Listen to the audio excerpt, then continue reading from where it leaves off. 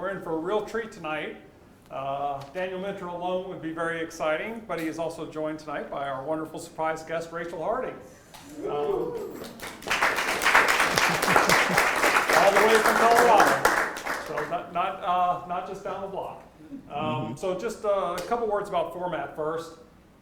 So we still live stream all of our talks on our Facebook page. So if you ever can't come in person, you can watch it on Facebook. Facebook automatically records one, and we also post a recorded version to our YouTube channel. So if you want to get notified when we post new videos, just subscribe to the YouTube channel. We'll let you know when there's a new one.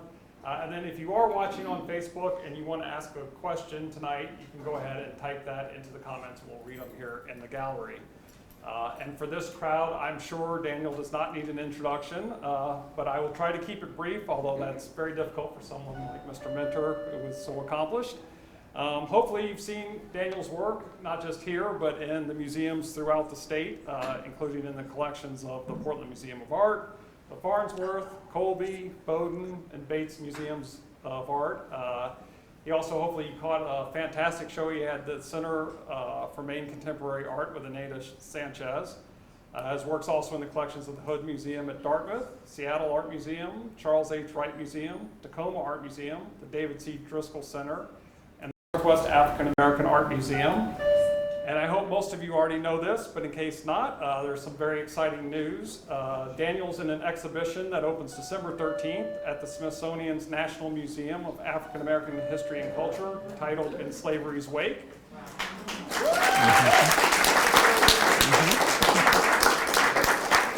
And not only will it be in Washington, D.C., but it's going to travel to several other countries, including Brazil, South Africa, Senegal, Belgium, and the United Kingdom. So it's going to be an international exhibition.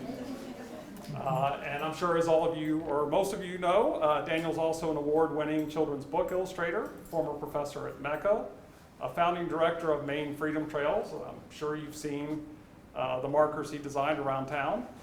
He's also designed 2 Kwanzaa stamps. And of course, he was the co-founder with his wife Marcia of our wonderful neighbor on Cove Street, which is Indigo Arts Alliance. And now our special guest, Rachel Harding, like Daniel, is a native of Georgia. As I mentioned, she's come all the way from Colorado for this. She's a writer, historian, and poet. And if you've been in and seen the show before, or you come in and see the show later, you will hear her reading. That's the audio that's playing as you walk around the show. She has an MFA in creative writing from Brown University and a PhD in history from the University of Colorado Boulder. She is currently an associate professor of indigenous spiritual traditions in the Department of Ethnic Studies at the University of Colorado Denver, and is a specialist in religions of the Afro-Atlantic diaspora. She studies the relationship between religion, creativity, and social justice activism in cross-cultural perspective. Rachel also co-directs the Veterans of Hope Project, a community initiative on religion, creativity, and inclusive democracy. And as I understand it, Daniel and Rachel met 30 years ago in Brazil and have been collaborating ever since. So this promises to be a very special evening, and without further ado, I turn it over to Daniel and Rachel.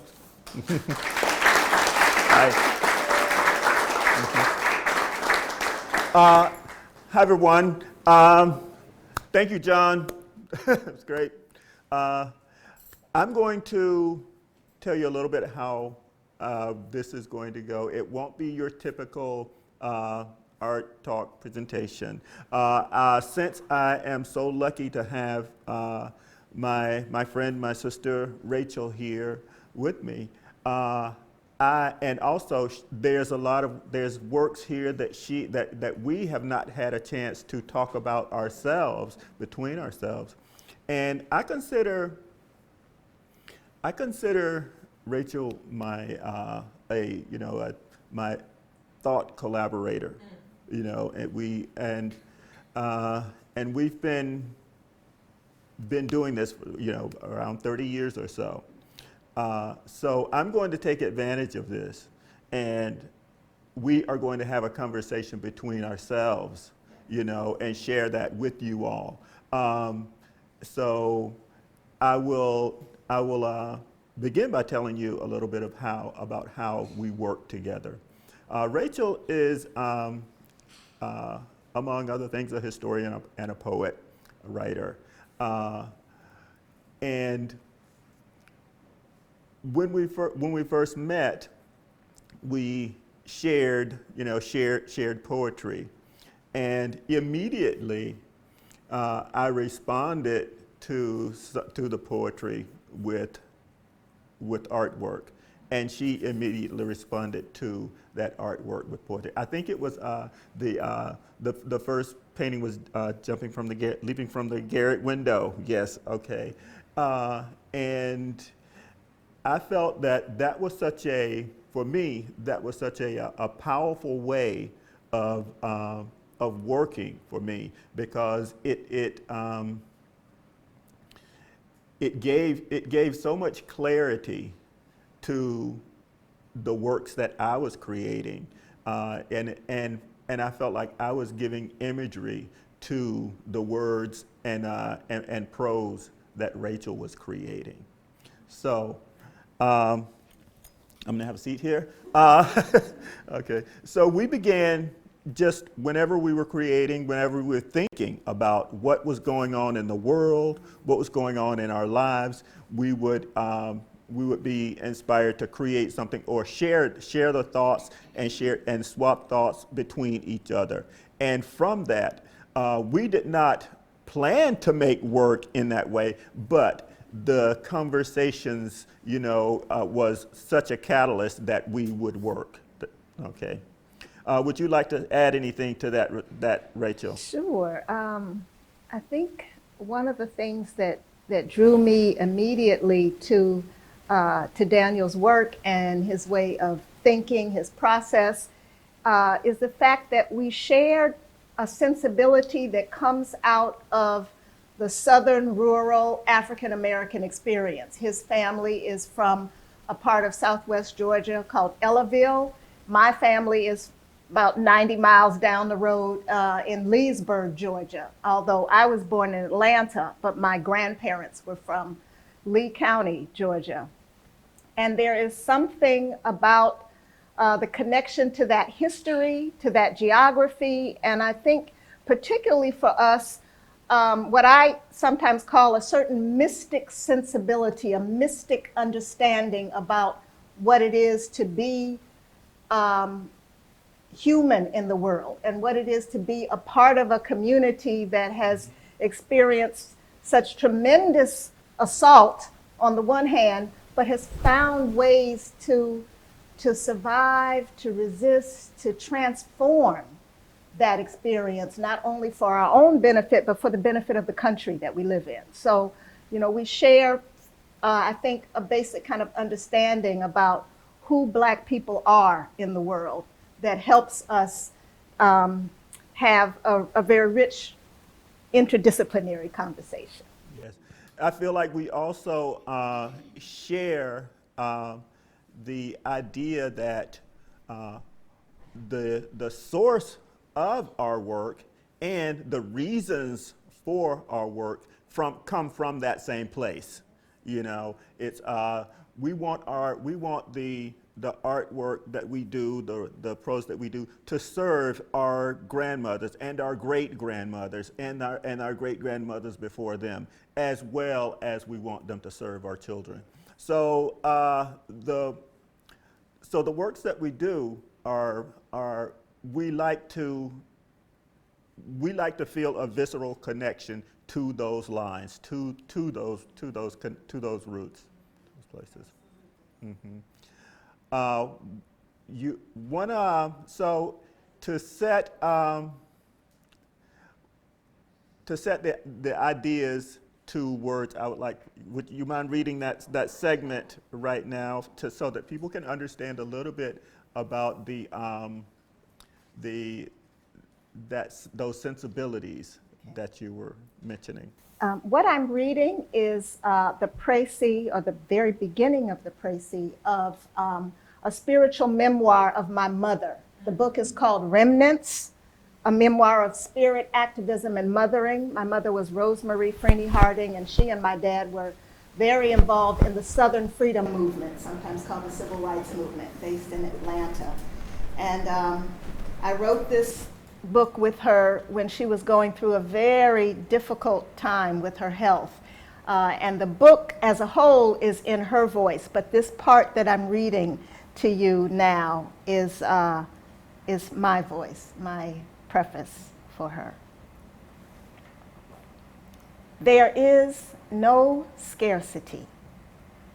There is no shortage, no lack of love, of compassion, of joy in the world. There is enough. There is more than enough. Only fear and greed make us think otherwise. No one need starve. There is enough land and enough food. No one need die of thirst. There is enough water. No one need live without mercy. There is no end to grace, and we are all instruments of grace. The more we give it, the more we share it, the more we use it, the more God makes. There is no scarcity of love. There is plenty and always more. I'm just going to read one more paragraph. This is the universe my mother lived in, her words, her ways. This is the universe she was raised in by parents from rural Georgia who came up in the generation after slavery. People who had lived with many terrors, but who knew terror was not God's final say. This is the universe she taught me. Whatever I call religion is this inclusive, Christian, indigenous, black, southern cosmology of compassion and connectedness. It is the poetry of my mother's life. Thank you, Rachel. Thank you. And it is with those sensibilities that I try to create each piece of work that I do. So those are the people I'm speaking to when I make something. Those are the people who I am remembering. Those are the people who are inspiring me in each piece of work that I do. And so I would also like to talk a little bit about the title. For this exhibit, most of the pieces are titled from directly titled from passages from Rachel's poetry. And even the title of this exhibit, you know, that phrase, hidden mouth talking, it just evoked so much for me in that it made me think about the ways, you know, that we transmit information to each other, or the way that we get knowledge from the world, from the environment, by listening to that hidden voice, listening to the things unseen, you know, and gaining knowledge from those, or you know, using that hidden voice, you know, that hidden mouth, you know, as a weapon, using it as a tool, or you know, finding warning from that. Yeah. So, what were your thinking on that? Because it's you use it a couple of times, or in different ways, you know. Well, the phrase comes from a poem that I'll share with you all called The Infelicitous Traffic, which is about the slave trade in Brazil. And as Daniel said, that's where he and I met was it 97? It was in 94. Oh, that's right. That's right, 1994. But it was also the title of my MFA thesis. And I think I chose that title for some of the same reasons that Daniel mentioned, that it gives us, I remember at the time, when I was writing, this is 1990, I had been to Brazil maybe twice at that point. And there was something, I don't know how many of you all have been to Brazil before. Okay, there's a few folks. Or maybe other places in the Caribbean and Latin America where there are significant populations of people of African descent. So when I was there, I had the first time a very difficult experience, because this was in 1985. And the Afro-Brazilian human rights movement was very new, or relatively new in comparison to what it developed into. And to make a long story short, I noticed that there were places in the culture, particularly in the religious culture of Afro-Brazil, where I felt there was an amazing power, an amazing kind of grassroots folk, often women-centered power for transformation that I recognized from my southern US context, from my mom and my grandmother. But I was trying to figure out how to talk about this power and this capacity and the culture that comes out of it. And there's a wonderful poet named Nathaniel Mackey who writes a kind of abstract but very grounded in diasporic themes and tropes. And he came to visit Brown while I was studying, and I told him how much I appreciated his work, and that I had these experiences, some very powerful mystic experiences in Brazil, and I was trying to figure out how to talk about that in the language of literature. And he gave me a wonderful piece of advice that is connected to why I chose Hidden Mouth Talking.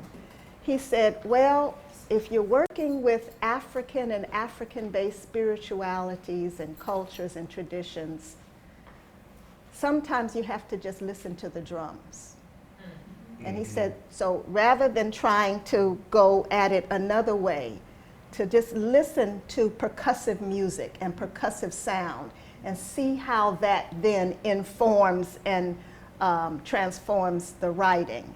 And so that's the more specific and direct story. But everything that Daniel said about why that term makes sense for my work and for our work, I co-sign completely. Yeah.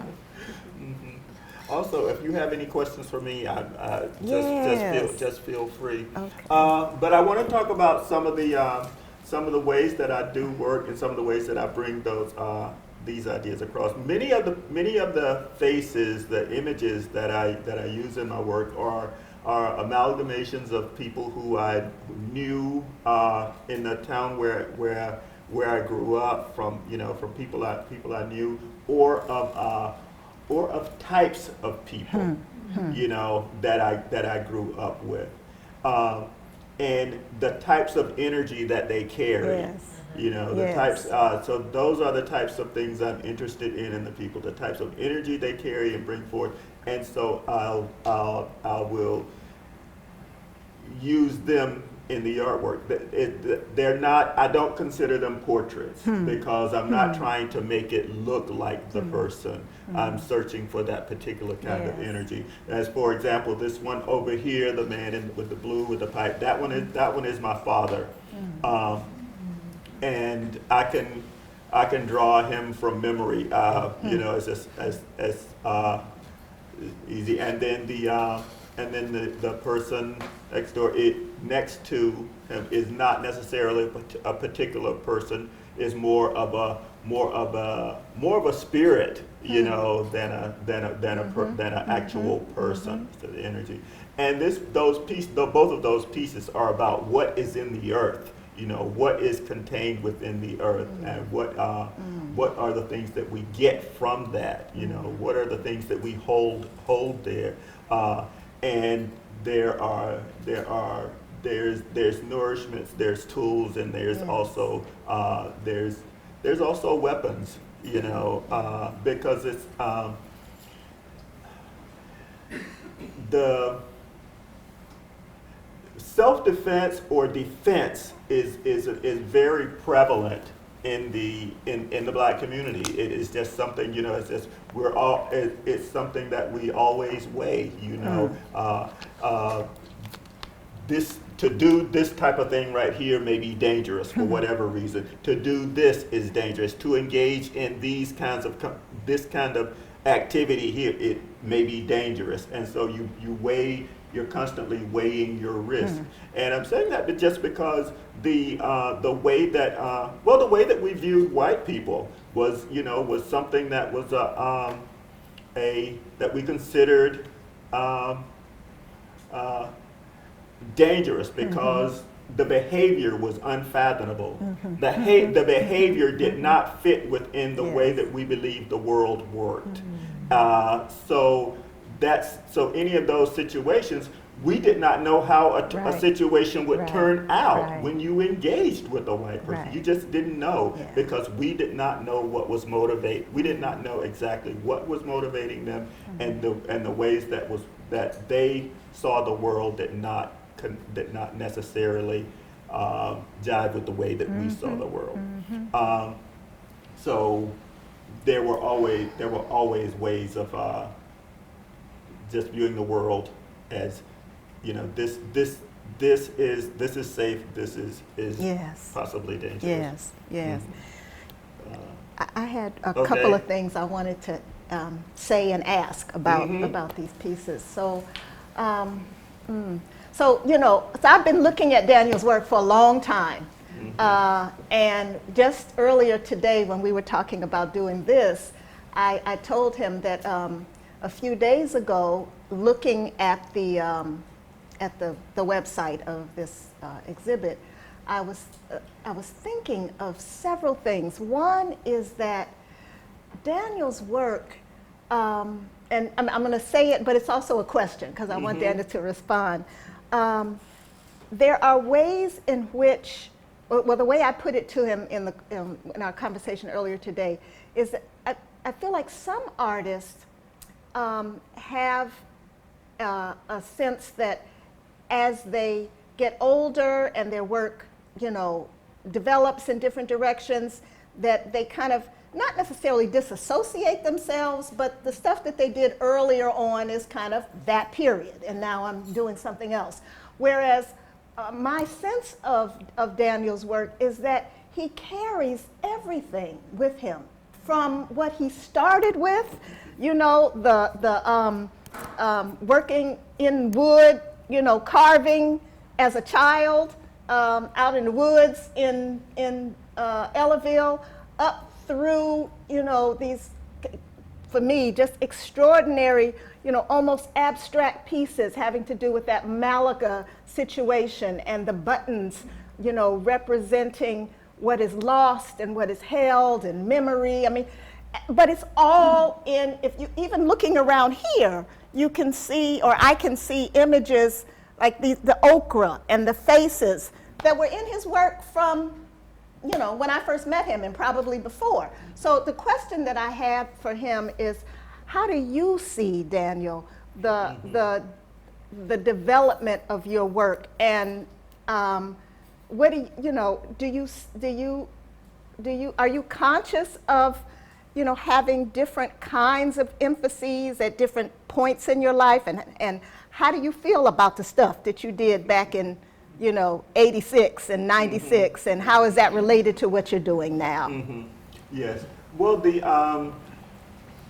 I'll talk about. Okay, I do illustration work. I do works for other people as well as works for myself. But when I'm doing works for myself, which is these works right here, I never really consider them a single piece.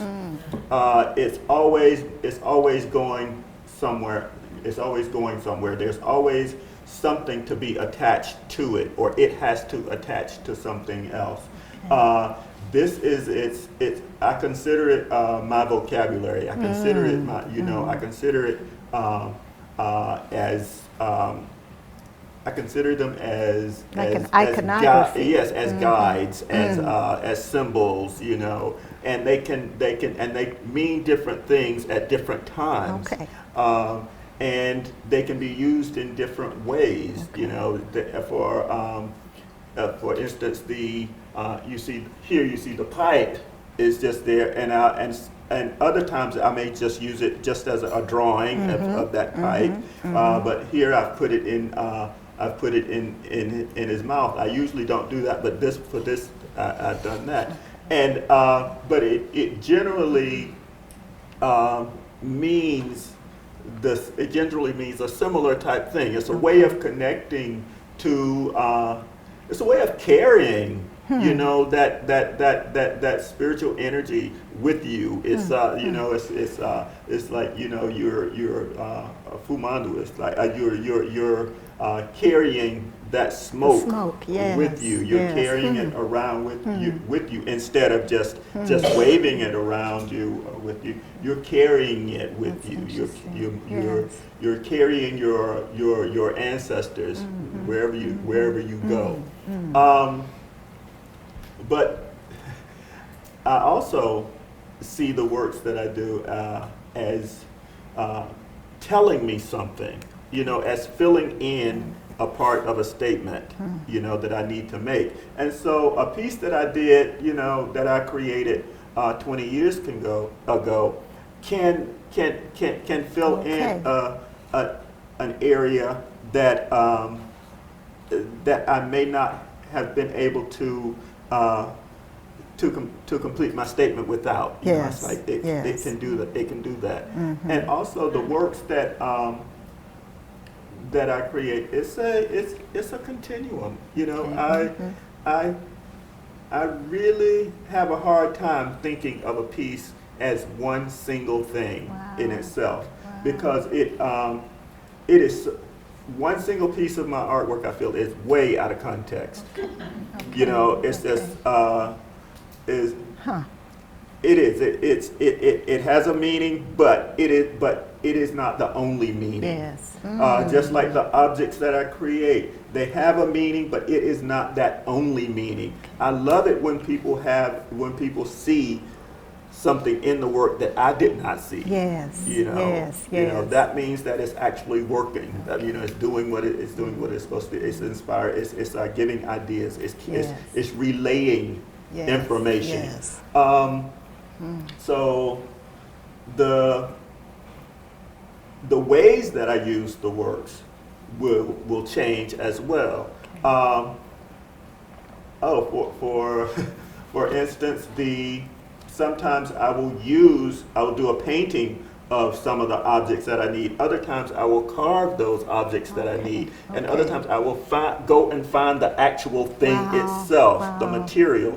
And depending on what I'm trying to say, that material is necessary. For instance, the piece in the back with the iron pieces, I feel like that's really different from a lot of the works that I create, because I didn't get to make very much. I didn't get to do a lot of carving. I didn't get to do a lot of painting. Which is what I really want. Which is what I really want to do, because that's my time to think and relax. But this piece, really, the objects. Demanded the form in themselves. They created the piece. So the piece would not have the same meaning if it were not made of the actual things themselves. Those are cotton scales, and that I've been collecting over the years, and finally came up with that form to place them in. But I don't know if that answered the question about the works, no, and that's also helpful. I consider them similar to the works, the pieces themselves, similar to the way that I think of the little graphic little symbols that I do, little icons that I make that I call keys. Right. They are Some of them are in that Bob Moses piece, right? yes, Okay. yes. Some of the keys are in the Bob Moses piece, and those pieces that are in the black box Oh, in there, yes. those I consider them keys as well. All right. And keys are symbols or things that I use in my work repeatedly, and gives context and understanding to ideas. It's like ways of expanding an idea by putting another key next to it. You expand on that idea, or reversing them changes the way you think about the thing. That makes Okay. sense. Yeah. Yes. Well, I wanted to ask one other question about these two pieces, or at least an aspect of them. It's in others as well, but I am just enchanted by the way you use vegetal and animal and other forms of, in quotes, non-human life to make up the bodies that are in the artwork. So in the case of the kind of woman spirit or that we're looking at in front of me, I see lots of the okra plants. And then the one that you identified as your father, I see almost like a fern or a growing, some kind of growing plant form also in his face.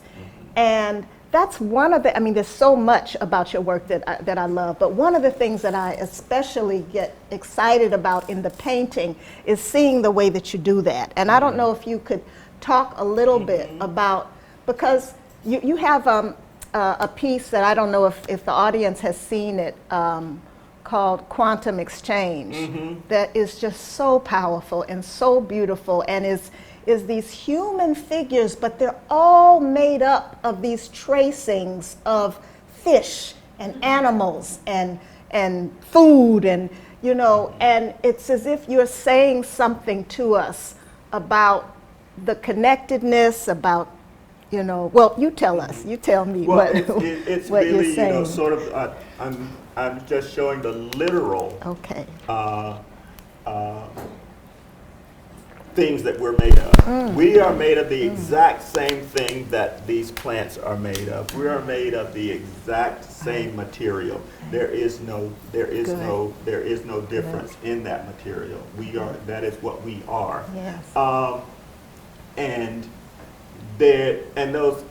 of course, plants and different animals have different aspects and characteristics. Sometimes I'm thinking more about those, but I'm always trying to emphasize that this Okay. is what we are. I And love that. also I love sometimes this is one of the places where we can connect with the rest of everything Yes. else. Yes. I started doing that. That grew out of conversations really with John Biggers. Yes. Okay. And just trying to think of a way, to show that we exist in a spiritual world, and this spiritual world exists within us. And you remember how he would do the white the white tracings that were almost yes, like yes, and veil. Yes, the veil, and so that's where that began. Doing that with Yes, yes, it's having beautiful. conversations with him about Beautiful. that, and the ideas that you're trying to bring forward in Yes, those. yes. You want to always have there to be a way of showing that there is more, or there is Beyond something. right. Yes, there is What we something else think there. we're seeing, Yes. yes. And that we are more than just what Yeah. we appear to be. Yeah. We're more than just our bodies. Right. Because if we if we only see our bodies as us, then think about how long we've been here and we've been told that our bodies Right. are of no Right. value to us, but are Right. of value only as property, Right. only as material for the Right. usage of someone else. Right. But we know That's right. more than that. We know That's right. we are more than our bodies, Yes. and we know Yes. that we are valuable to ourselves and to the people who have been Right. here before us. Right, and to the universe. And Yeah. I think that's the second time I've said that, of talking about addressing and speaking to the people who were here before us. A lot of the people in my work, I know that they may look like they're from a different time, a different place or whatever, but not really. It's just that's the place where I grew up looks like that, and the people are like that, and that's who I'm speaking to. But I also really think it's important that we understand and stay connected to those people who came before us. Yes. Yes. It's great. It's wonderful to look to the future, Yeah. and I love looking toward the future, but I also see the value in learning from the past. Yes. In carrying those remnants forward, Right. and sharing those. Right. Absolutely. Yes. Well, could I read Yes. maybe 2 poems? Okay. Which one are you going to read? Well, I didn't bring all of them with me, but I wanted to read Haiti Painting Okay. and Tools of the Shiny Man. Okay. Rachel's going to read Haiti Painting, one of the earlier pieces that we collaborated on, and it's this section on that side is really about the Haiti painting. That painting with the yellow tones and the woman walking out. Okay, he did another version of that off of when we first, so shortly after we first met. And this is another, what you're seeing here is another iteration, and it's based in this poem that I'm going to read called Haiti Painting, Alabama Women at a Bedside. Oh, daughter, I've been in the room, my face done lit so, his touch so soft. 1. Death comes in a wall-less room, fixes his gaze on the traveler, then sits in a high back chair in a corner and waits.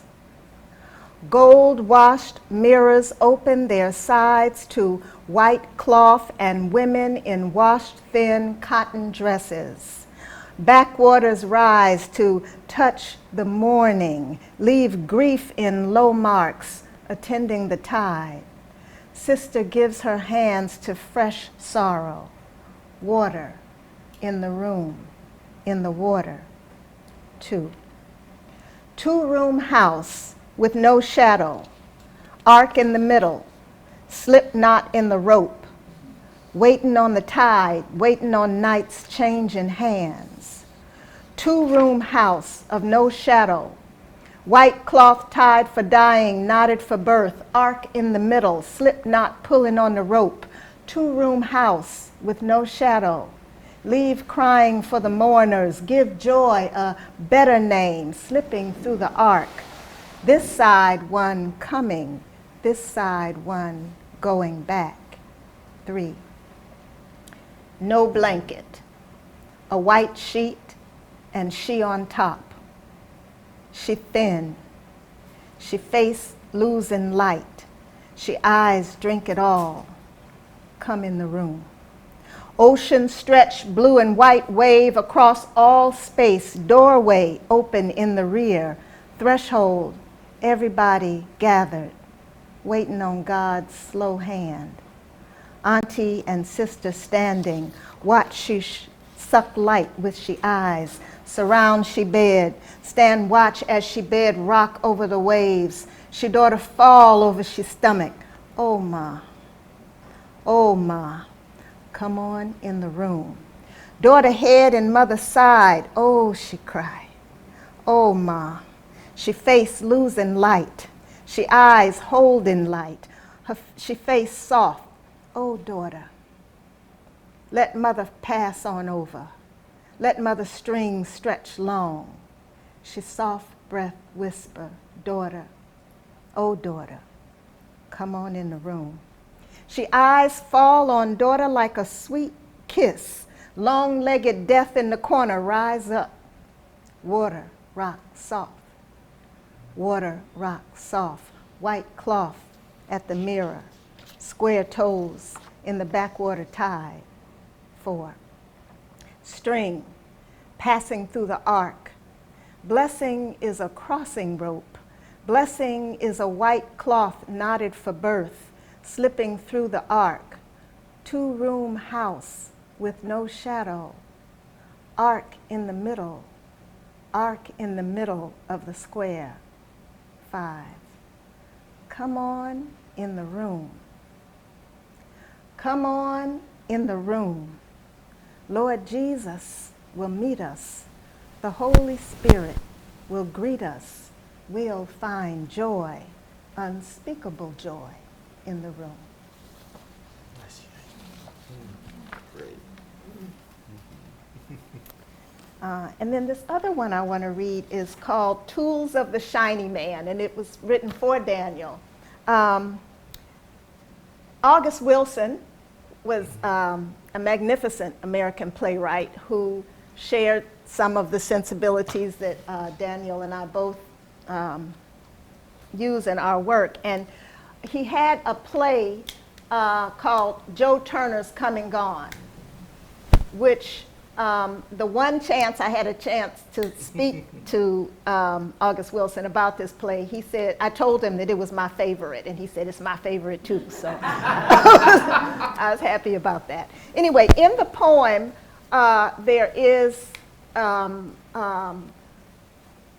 a figure who is, we never see, but who is talked about, is the shiny man. It's this idea of kind of a spirit that guides and transforms and is present with the people who, in the case of this play, were migrants from the South to Pittsburgh and other northern cities in the 20s and 30s as black people were leaving the horrors of the South for the hopes of new kinds of opportunities. Anyway, so there's a brief précis at the beginning of the poem from August Wilson.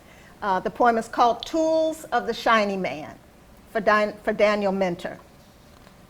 Harold Loomis, you're shining like new money. August Wilson. Wood, distressed and rubbed, favored inks, scratched veins, and the rainbow runaways over the beating hearts of trees. A water conjurer in lace tide, a lace wind. Totem boards of wax and wood, small beads of pathways, a necklace of maps. The contours of counties and continents, a rivulet, a snake. We think we ain't got nothing. What we got, we keep without knowing. Things seem lost, but they come back. We get them back. Malaga and Sapelo, fish and crawfish, night black face and day clean hands, the closed mouths. Morning glories open in haint light, 3 braids, blue calico dress, broom bursting flower, vines like veils, blue heaven, blue cyclone, blue peace, blue black woman in the circle skirt of mercy, blue black woman, her clean head, shoulders smooth, flexile sheen of her arms is the ocean, the firmament, the moon night, fish mother of 12, carrying the cupped, stroked world in empty, eloquent hands. And the judgment house is a guitar strung over the open heart of a man, squared and pointed east. 2 mountains in his soul, one big eye, one eye slit a little. And sweet water and sweet grass. Moss curtain rises above the creek, and the egret and the cold-skinned woman wade in the water. Look over there, he's shining.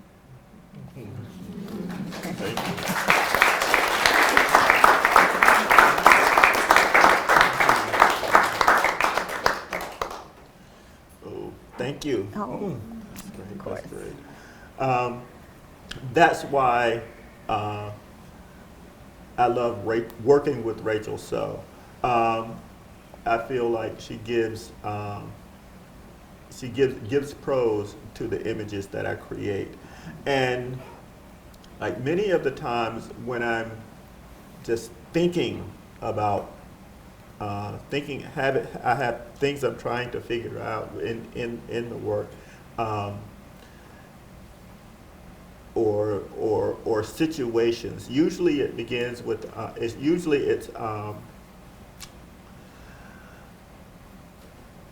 ideas that I'm trying to portray, or that have bits of memory, that have bits of emotion, and bits of events, maybe, possibly, and those cannot be, I guess, portrayed in just an image. It requires, verbiage, as well. One of the ideas I've been trying to bring across in these pieces is the idea of the types of work that that people in the community where I grew up would do. The types of things that they would do to make a living, and the pitfalls. As you see here, there's a farmer. There's the person over here works in the woods, and this one was drafted, and these sort of actual people in a way, and there's this idea of getting away from that environment, getting away from the South, moving away, and that was a big impetus. That was we called it the Great Migration. Right. Where so many families left to leave the area, and the things that they were getting away from, were generally lack of opportunity, violence, and such, and they found those things. I feel like they found those things in cities outside of the South. But I also feel like a lot of the things that were attached to those communities were left behind. A lot of the sensibilities were left behind because they did not, they were not verbalized. They were not shown as valuable, or they were not readily recognized as valuable. And I feel like one of the things that why Rachel and I work so well together is that her family carried the valuable things along with them. You know, they carried that, and they shared and shared that with Rachel. Everyone knows I'm always talking about the things that that make a community. The things that I overuse that word a lot. Community, community, community, and but I don't mind overusing it. Because I think that it's one of those types of things that bears repeating. Yeah. You know, that consider the person next to you. Consider that person, and consider that person part of what you're doing. You know, and that's what makes community. Anyway, but I was feeling like some of the things that were really. That we thought of, you know, as burdens, that they were, and needed escaping from. But I feel like a lot of the things got left behind that were actually valuable than we knew, more valuable than we knew.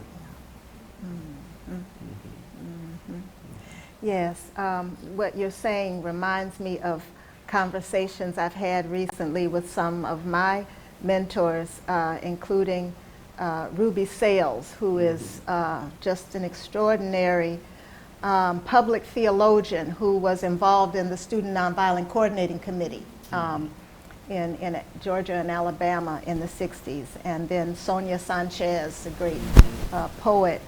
And just thinking about what you shared, Daniel, about the resources, particularly resources of community, of spirit, of grounding that just permeated African American communities, and that became the grounding out of which the Southern Freedom Movement, the Civil Rights Movement developed. You know, these people who for generations, to perhaps the outside eye, it looked like they were just there, you know, doing the bidding of whoever, maybe first slave owners and then the people who were the landowners and the white power structure in the South. And yet, underneath that apparent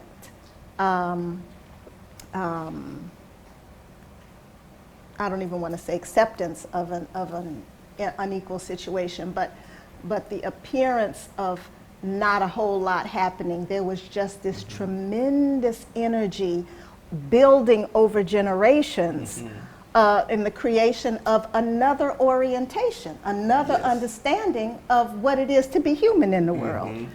And that's what I come to your work for, and John Biggers and David Driscoll and Elizabeth Catlett and you know, so many others who are in that tradition of highlighting that grace, that power. You know, I keep saying transformative power, but that's what I see, you know, when I look at your work, and I know that it is grounded in the cultural, spiritual, political, organizing, almost underground, that Black people did for generations in order to create the folks who would become, you know, the Ruby Saleses and the Martin Luther Kings and the Bernice Johnson Reagans and the Andrew Youngs and the folks who transformed this country in the 60s and 70s and, you know, up to our moment. And there was just some, and I think what, for me, one of the key things in that alternative orientation was, as you're saying, Daniel, and as you show in your work, we are all connected. In spite of the way white people might act and might think, you know, we are actually all connected. We are all part of the same human family. And there was something in Southern African American culture that enabled Black people to act that way even in the midst of all of that racism and segregation. I have a teacher, just briefly tell this story about one other of my teachers, Charles Long, who Daniel also knew, magnificent historian of religions, who grew up in Arkansas in the 20s and 30s. And he said, you know, of course, segregated Arkansas. He said that black people at the time knew that there were certain kind of things that they had to navigate and maneuver in terms of the restrictions. But they didn't let it overpower their sense of who they were, because they knew something was wrong with white people. They knew that white people in that sense were crazy if they were, you know, treating people in a way. So, so white people were not the model for how to be a human being in the world.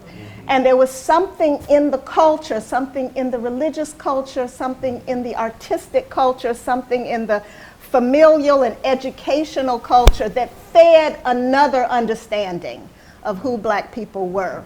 And I think that in these conversations with Ruby and Sonia and with you, what I'm seeing in your work is your work serves as a mnemonic device for us. You help us remember. You help us remember at a time when many of the institutions that we depended on to structure that alternative orientation, we no longer have. Right. You know, we don't have the black media, independent media. So much of the public school systems in this country that we relied on, but that everybody relies on, has been, you know, nearly demolished. And so we need these other ways of remembering who we are, who we have been, and who the universe yet calls us to be. And I feel like your work does that, you know, for us. One aspect of that, I feel like, is one of the term Ruby Sells calls psychic armor.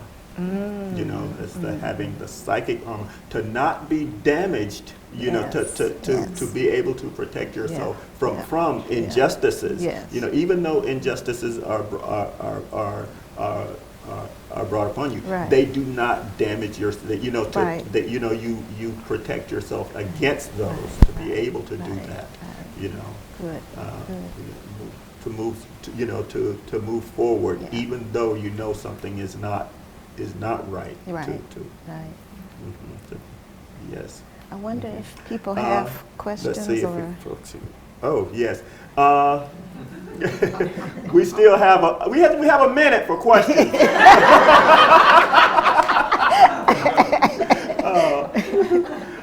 In the back, yes. Hi, my name's Connie. With respect to the piece, the box, the pieces, the turning pieces within the Yes. box, I have been told that there is there's a lot of spiritual work in all your work, but there is a manner in which to use that piece spiritually. And I wonder if one were. Yes, that piece is. In their home, would they be Well, it's very simple. You know, it's as we get up in the morning, we don't know what the day is going to bring. We have no idea, but we look around and we get clues of what the day is going to bring. You know, that first clue may be, you know, whether or not it's sunny or not. You know, but there are clues all around us. What kind of sounds are you hearing out the window? You know. And then, but this is more of a thought tool, but a thought tool about yourself. You know, how are you perceiving things? What are you perceiving? And so you look at those first two images. You know, look at them and you think about what they represent to you. What kind of meaning do you give to those two images? You know, together like that, and then you decide. Okay, I mean, which a lot of times we don't get to do this in real life, but we get to, you can decide to change one of those. You can and only one of those. And which one then you decide which one are you going to change. Then you decide you can only rotate it once. You can rotate it. You can rotate it to the left one time or to the right one turn. And the next image is what you get. And that is what you have. That is you. And then you determine how you understand this. You determine how you understand these two things right here that you're presented with. And then you move down to the next one and you do the same thing. And then you move down to the next one. Then you move to the next one. And then you step back and look at all of them. And what do they give you for that day? And if you look, there's little writing on there, that's asking you a question. That is identified. This is what I see. This is what I think. This is what I do. This is what I give. This is what I want. This is what I fear. This is what I believe. And so those are the ideas that you're presented with, and you determine what they mean for you. You determine, or you determine how you're going to use them. That's. Thank you. Yes. I'm wondering if you can talk more about the eyes, because I believe Rachel commented in her poem about them too. And I'm just wondering if you can talk further about how the eyes are different. I won't talk a lot about the eyes, but I will just say that that it's about having multiple levels of vision. You see more that both eyes don't see the same thing. They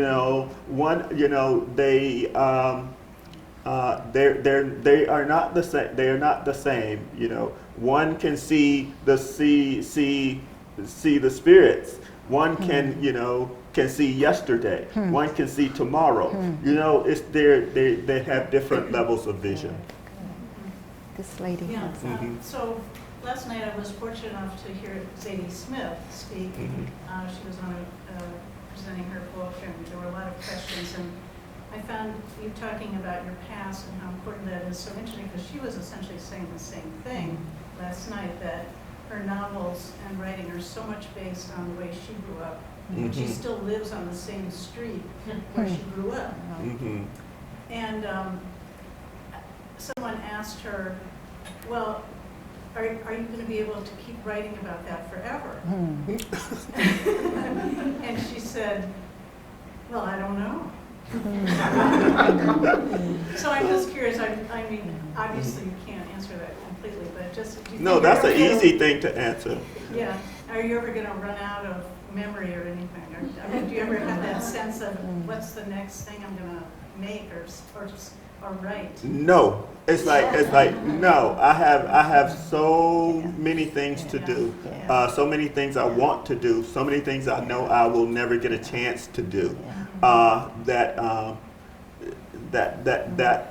I don't think about that. I don't. That's not something that I concern myself about, because I have. I have just way, I mean, I have ancestors that I've never talked about. I have dreamed of a future that I've never talked about, or things that that's. I don't worry about those. I don't worry about not knowing what to do. Oh, sorry. Yes. But I will ask Rachel a question about. I know we've been working together for a while and all that, but do you ever think about the way that your poems work together? Each piece, how they work as a whole. Wow. Well, I have to admit some things.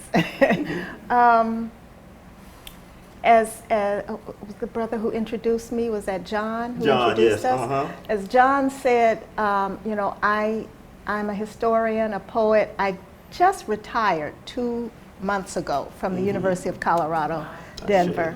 And so I spent a lot of time doing academic writing essays and books. But poetry is my love, is my first love. And Daniel, I think probably more than almost anybody else in my life, and Marcia, his wife, because she also just encourages, I'm to be careful because I don't want to get too emotional, but I have been through some difficult times in the past few years. And Daniel and Marcia, in some very specific ways, have just kept accompanying me.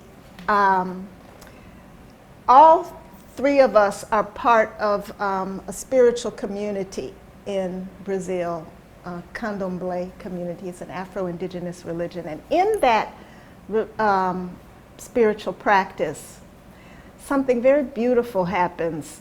The Orisha, who are the energies of the universe, the energy of fire, the energy of water, the energy of wind, manifest in the bodies of people.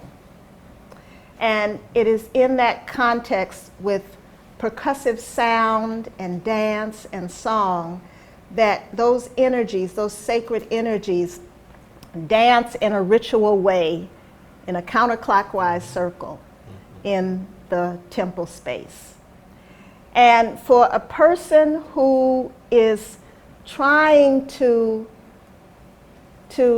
align with the sacred energy that accompanies them, because in the Candomblé tradition it's understood that everybody who is born in the world, no matter who you are, no matter what quote unquote race you are, we are all accompanied by spiritual forces of the universe. Some people are more aligned with fire, some people are more aligned with mountains, some people are more aligned with sweet water or salt water.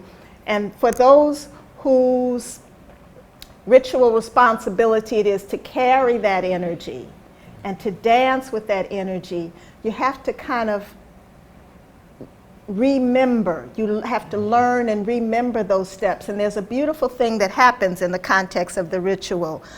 When a person is kind of new in the experience of carrying that energy, others who have been carrying it for longer will come alongside them and dance with them and just kind of gently show them the steps or be a partner in that ritual process.